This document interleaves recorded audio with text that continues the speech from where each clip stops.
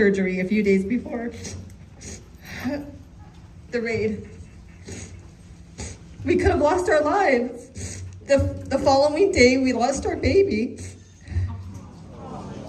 You hear that? She had a miscarriage after her home was raided by the feds.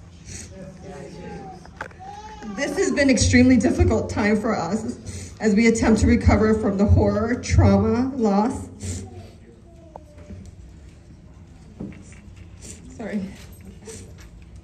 That we experienced. I want to share the perception of a 4-year-old child. On one occasion, our son said, "The FBI didn't pick me, they picked Papa." On another occasion, we heard the sirens of an ambulance. Our son said, "Mom, I'm scared. I felt scared too."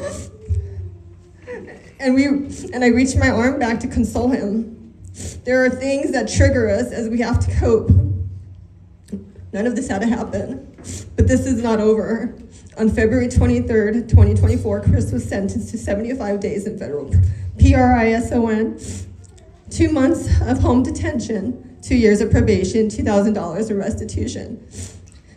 Chris will begin his sentencing on July 5th, yes, the day after the 4th of July. This year. Allow me to tell you about my husband in a quick snapshot. Chris is instinctively a protector. At 9 years old, Chris saved his younger sister's life from their family vehicle that was engulfed in flames. Chris was awarded the Medal of Merit by the National Court of Honor Boy Scouts of America. Chris then dedicated 22 years of his life protecting our country both domestically and in foreign land, and serving in prestigious positions and leadership roles. In 2004, he was a second lieutenant in the Marine Corps, and he gave the verbal commands for the 21-gun salute at President Ronald Reagan's funeral. In 2006, a real terrorist, an ISIS suicide bomber, detonated himself in his vehicle just feet away from Chris. This impact was so powerful, that Chris was thrown in the air. He's 6'4", landing on his head and neck, leaving him unconscious, according to witnesses. Chris was medevaced out of Ramadi, Iraq. Because of this ISIS terrorist, Chris has struggled with many medical conditions, both visible and invisible. A few years later, Chris was assigned to Marine Barracks 8th and I in Washington, D.C., where he performed both the sunset and Friday night parades for the president and other dignitaries. But more importantly, he conducted burial details laying to rest those service members that had paid the ultimate sacrifice. After retiring from 22 years of honorable service, he continued to serve this nation in another capacity.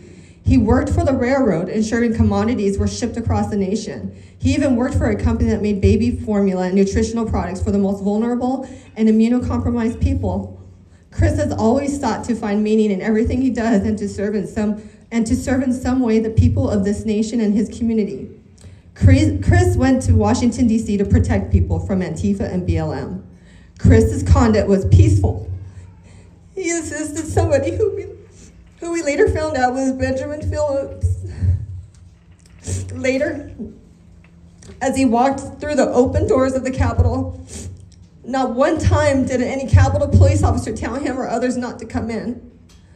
Once inside, Chris stopped someone from stealing. He stopped another person from smoking marijuana, which he viewed as a sign of disrespect. He picked up trash. He directed others to pick up trash, and he asked law enforcement how he could help.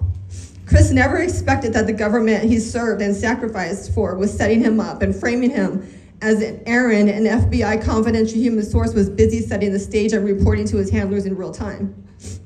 Chris was given only 2 options: either plead guilty to the felony civil disorder or go to trial and get convicted for every charge. We have come to realize that creativity convicts, and this was setting the stage for one of the most elaborate and coordinated events in history.